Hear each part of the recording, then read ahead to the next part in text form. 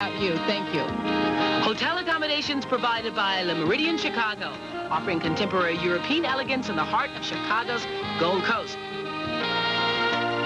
Guests of our show fly our official carrier, American Airlines. American offers daily non-stop service from 7 U.S. gateways to the United Kingdom. American Airlines, something special to Europe.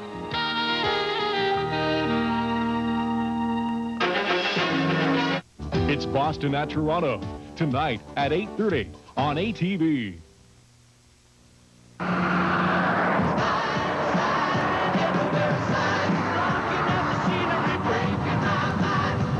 There are no meaningless signs on this maritime roadway. We're mixing petrol and philosophy. Tonight, live at 5. Now, from the ATV News Center at every city and town in the Maritimes. This is the ATV Evening News, live at 5. Good evening and welcome to Live at 5 for Wednesday, June 22nd. I'm Nancy Regan. And I'm Paul Mennier. Here's a look at some of the stories ATV reporters around the Maritimes are working on for tonight's show. I'm Sally Cummings in St. John. Well, the halls are empty here at St. Max High as students contemplate the next phase of their life. I'll have their thoughts on graduating coming up. I'm Randy McDonald in Sydney. Prom night can mean tux and tails for the guys and gowns galore for the girls. Dressing up for the big night, coming up on Live at 5. I'm Janice Landry at Hubbard's Beach just outside of Halifax, where some of the graduating class of St. Patrick's High School is having some fun today while they're promoting safe graduations. That story tonight on Live at 5. And later we'll visit an elementary school where children not only read books, they write them too. Young maritime authors tonight. Also ahead is a tan, a beautiful thing. We'll talk to a maritime model scout who says no. We'll find out why in another edition of Sun Sense later. And we'll also draw 10 more winners' names of our SunSense t-shirts. All this and much more ahead tonight. Right now, here's Steve Murphy working on the news at 6. Steve. Thank you, Nancy. Here's what's coming up tonight at the ATV Evening News. It could be a very long and very hot summer on the highways of New Brunswick. Millions of dollars in construction will mean plenty of disruptions, but Premier McKenna says it'll also mean plenty of jobs, and he says it'll all be worth it. We've got the lowdown here at 6 o'clock, along with this story.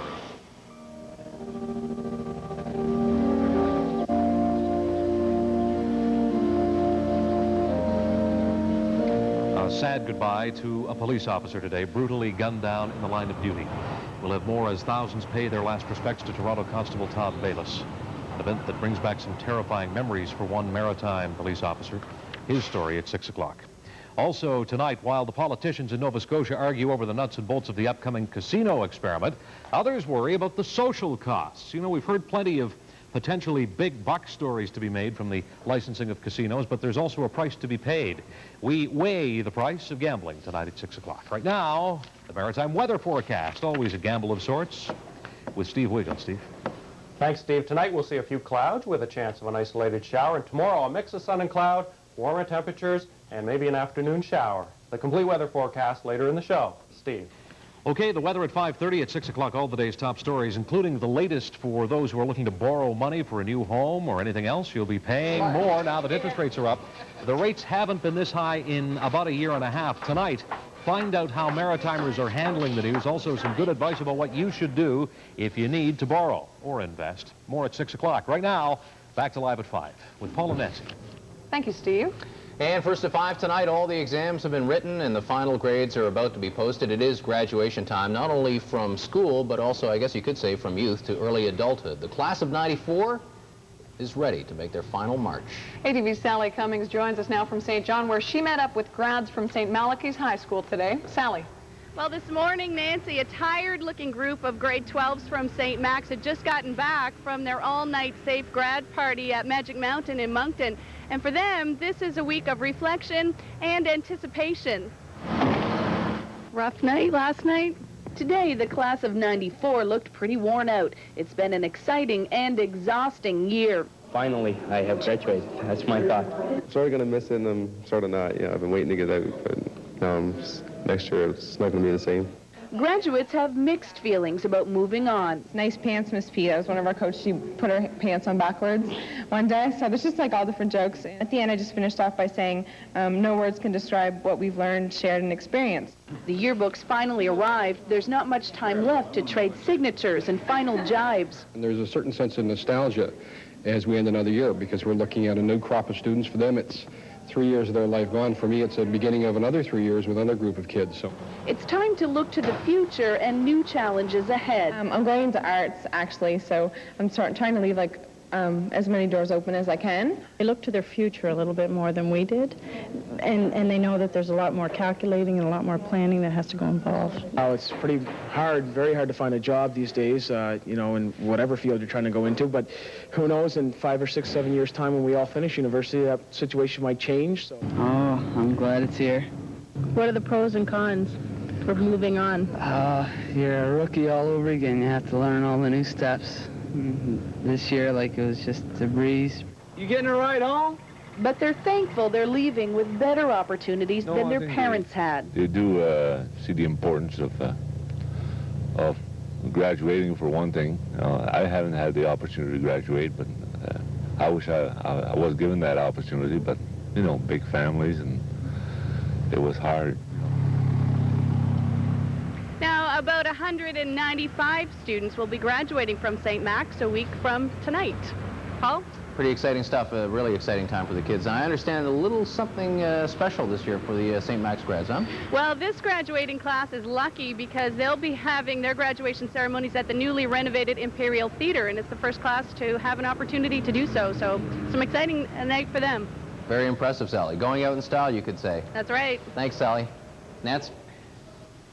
Well, Paul, of course, students across the region are celebrating this very special milestone right now, and the growing trend for safe graduations, or parties without drugs and alcohol, has helped to drastically lower the number of injuries and deaths around this time of year. With more, ATV's Janice Landry joins us now from Halifax. Janice. Well, Nancy, I had the distinct pleasure of going to a safe grab party today with some students from St. Pat's High School in Halifax at Hubbard's Beach, just outside of the city. Now, you're not likely to see one of these cars show up at one of their parties. That's because these young people live by the rule that you don't have to drink or take drugs to have a good time.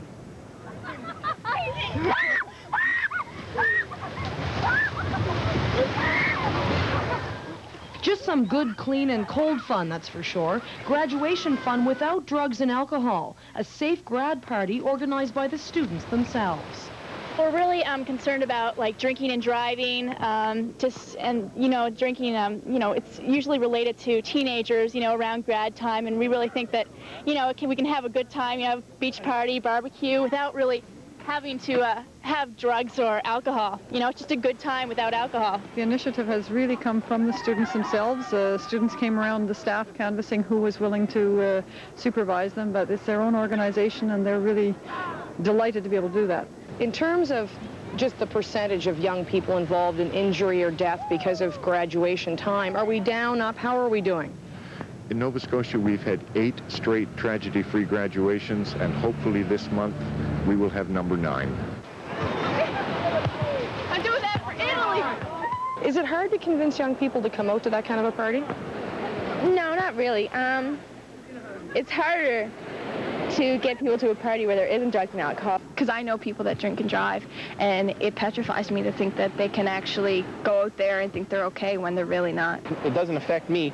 Just as long as none of my friends are, going to get behind the wheel, then it's, nothing to me. Would you try to stop them if they were? Oh, yeah, definitely. Definitely. They're my friends, and I'm not going to let them do something stupid like that.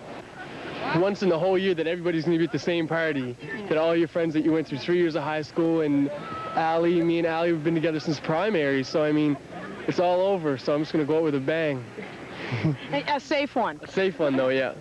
That's right, a safe bang. You might as well make it safe after partying with all your friends and working so hard, Paul. Now, the students say their main graduation party is in the Hubbards area at an undisclosed location this Friday night. Now, all the kids I talked to say that they're not going to be drinking at that party, but they were honest with me, and they said there's always the chance that someone will show up and have a couple of drinks. They do have a game plan in order that if that happens, that no one will be allowed to drink and drive. Paul. All right, thank you, Janice. We can only echo James' thoughts that this will be the 9th straight safe grad year. And now that you know which party you're going to, what are you going to wear? Well, forget grunge, folks. Randy McDonald joins us now from Sydney to tell us that formal's back in a big way, right? That's right, Paul. You know, it's the last hurrah, a final send-up, a fond farewell to friends. Prom night means plenty of preparation. It begins with the search for that special gown, which many gals are now renting. Okay, girls, we have all kinds of gowns here. All different colors. The price ranges range from about $40 to $70. This one ranges, I think, between $50 or whatever. Do you like that? Okay, just hold on to that and we'll see what we can find for Dylan.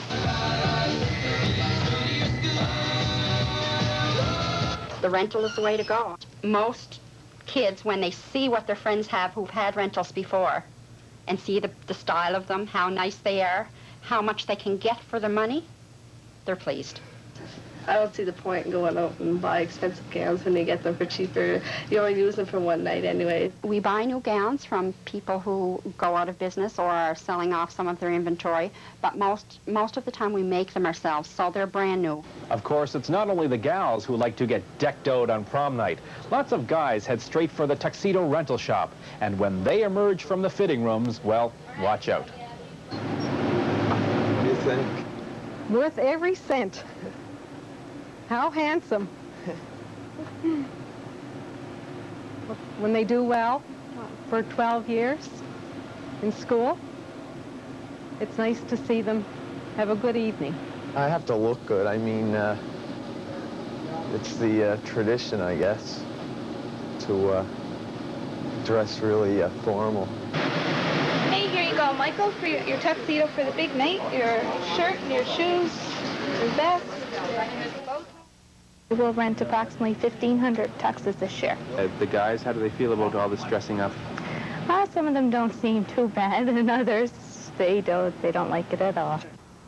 And what probably some of them don't like, or at least their parents don't like, are the prices. No one gets out of a tuxedo rental shop for less than $100, and you can just go plus if you want fancy shoes, a vest, a top hat. And that's not all. Let's talk about the obligatory corsage for the girl, the prom tickets, dinner afterward, gasoline for the car, breakfast. You know, it all adds up. Hey, it's a once-in-a-lifetime thing, though, right? Right on. Yeah, thank you, Randy. Of course, here at ATV News, we want to extend all of our best for the class of '94, right, Nance? Have a good one. We sure do. Coming up next on Live at 5, graduating to parenthood, you could say. To nurse or not to nurse? That's a big question for expectant mothers. And for first-time parents, it can be a big decision. I think if you're confident in the decision that you make, whether it be breastfeeding or bottle feeding, then that's the best choice. It's the bottle versus breast battle. Baby Talk is next on Live at 5. Up on 3, cart, 80, and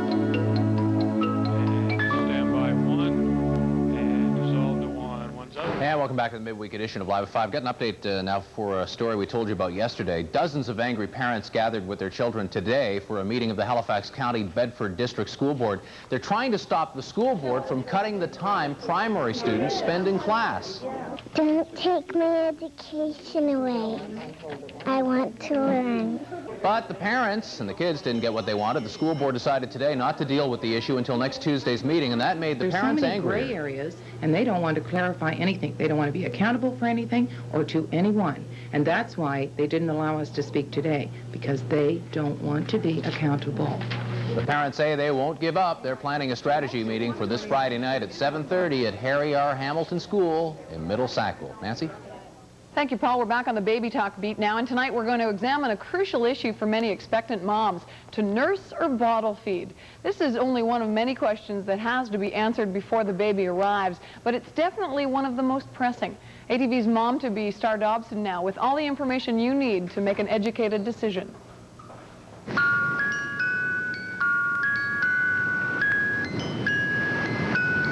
The most important things a new mother has to consider is how she's going to feed her new baby. Both nursing and bottle feeding have their pros and cons, and that's why it's so important to make an informed decision. I think if you're confident in the decision that you make,